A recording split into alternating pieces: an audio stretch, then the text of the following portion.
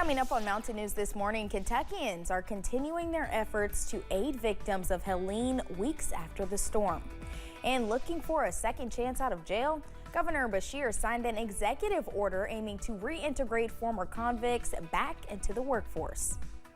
Dedicated to Eastern and Southern Kentucky, this is WYMT Mountain News This Morning.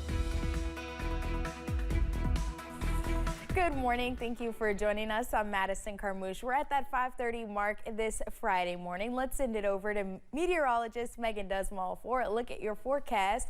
Megan, it's Friday. It is. Thank the Lord. We finally made it. We have the weekend heading up, so very excited for that. And as you're heading out the door, you don't have to worry about fog either, so that's something to look forward to. If we're looking at visibility, only two areas really seeing that. 1/2 mile in Ashland and 3/10 mile in Middlesboro, but overall it's going to be a nice and clear day, so that's something to look forward to.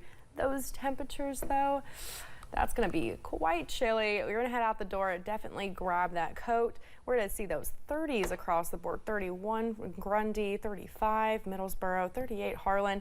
It's just going to be an overall cold morning, but we're warming up. Those forecast highs will get to the upper 60s, and some areas have the potential to see that 70-degree mark, so that's something to look forward to. Next 12 hours, we'll be warming up into those high temperatures. Nice and sunny skies are staying with us, and we'll have the sunrise at 7:45 a.m. I'll have the ARH 7-day forecast in just a couple of minutes, and a promise at 70s tomorrow as well. Madison? Looking forward to that full forecast and those 70s. Thank you, Megan. Nearly 3 weeks after Hurricane Helene hit the southeast, survivors are still feeling the impact. Kentuckian Tim Goebel spent a week in North Carolina delivering supplies and partnering with Rise Disaster Relief. Goebel noted the urgent need for winter supplies, as many areas may not have electricity restored until spring. The things that they need are winter supplies. They need batteries, they need propane, they need jackets, blankets, scarves, hoodies, thick clothes to help them get through this winter. Goebel says they have plans to return soon before it gets too cold. More than 300 deaths have been directly caused by hurricanes in the United States this season, most of those due to Helene. And more than 100 line workers from the state continue to work on restoring power for those affected by Hurricane Helene, which happened 3 weeks ago. Workers with Kentucky Electric CoOp have been working to help sister co-ops in North Carolina and Georgia. At the height of the mutual aid response, more than 250 personnel from 19 Kentucky co-ops were called to help. Officials with Kentucky Electric CoOp estimate 1.25 million co-op members have in the southeast lost power. A former UK student was sentenced to 1 year in prison for an assault that was caught on camera. In August, Sophia Rosing pleaded guilty to multiple charges, including 4 counts of assault. In 2022, Rosing was arrested for assaulting Kyla Spring while she was working inside Boyd Hall. Spring says Rosing appeared to be intoxicated and hit her repeatedly while shouting racial slurs. Rosing's attorney asked for a lenient sentence. Spring's mother disagreed.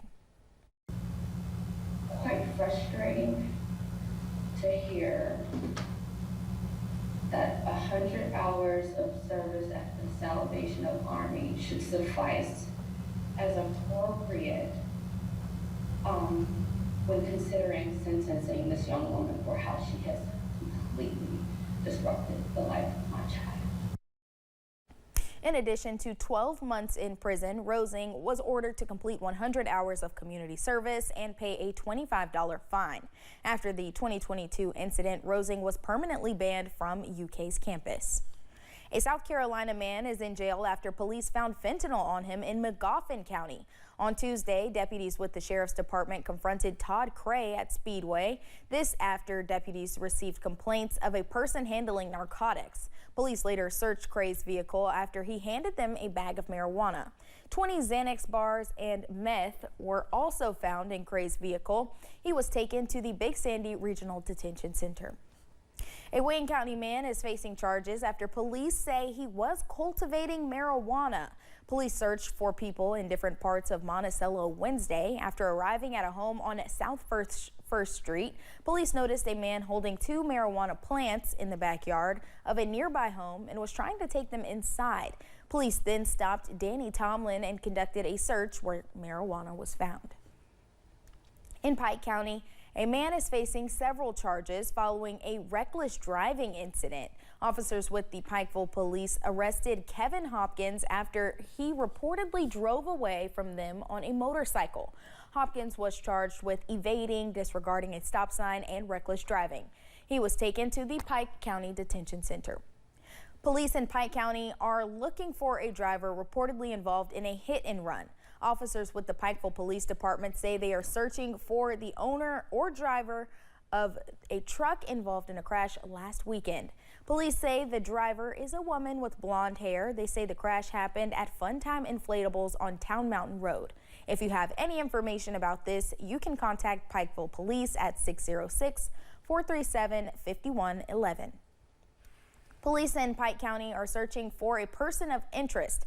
Take a look at your screen. Officers with the Pikeville Police Department are looking for this person regarding a criminal mischief case, which occurred at Walmart. If you have any information, you can contact the police department at 606-437-5111. The Commonwealth says they are taking additional steps to help those convicted of crimes have a successful re-entry into society. Governor Andy Beshear signed an executive order yesterday to establish a new council to help with the efforts. It is called the Governor's Council of Second Chance Employers. The council will meet to educate employers on the benefits of second chance hiring, advocating for laws and investments to improve re-entry program.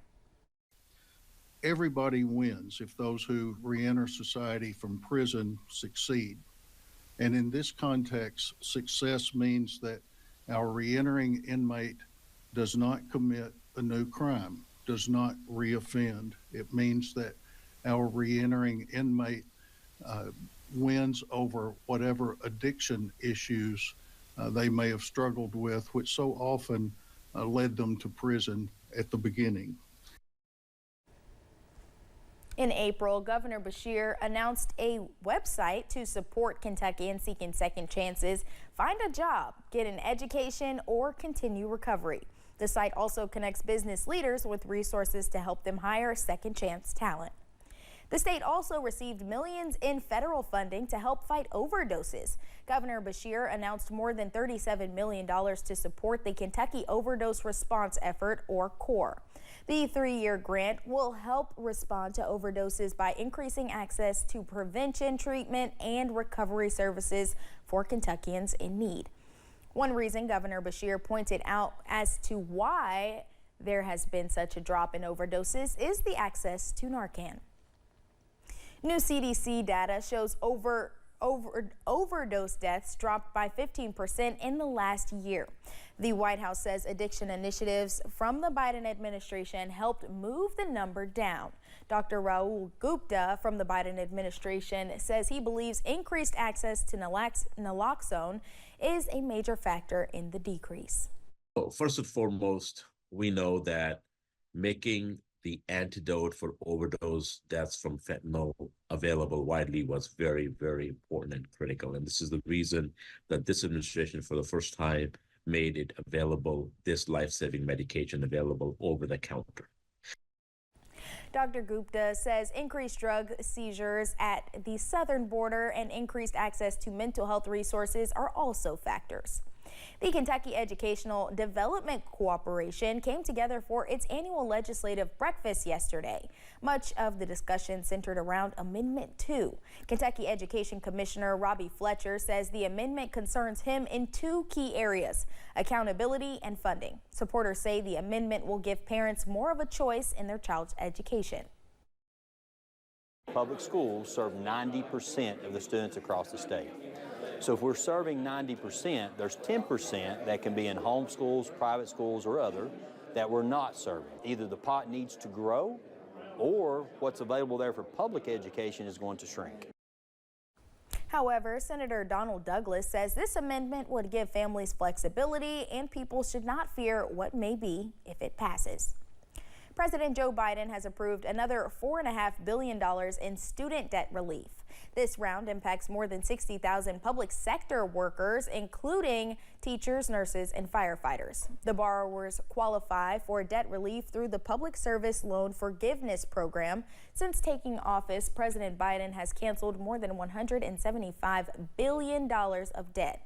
That is about 11% of all outstanding federal student loan debt. The federal government's bet on using AI to fight financial crimes appears to be paying off. Machine learning AI helped the U.S. Treasury Department sift through massive amounts of data and recover $1 billion worth of check fraud in fiscal year 2024 alone. That is nearly triple what the Treasury recovered in the previous fiscal year. U.S. officials quietly started using AI to detect financial crimes in late 2022. When we return, the Macy's Thanksgiving Day Parade has a new addition that is almost 100 years in the making. And we're under a frost advisory. Will you have to scrape off your car? I'll have the answer in just a couple of minutes.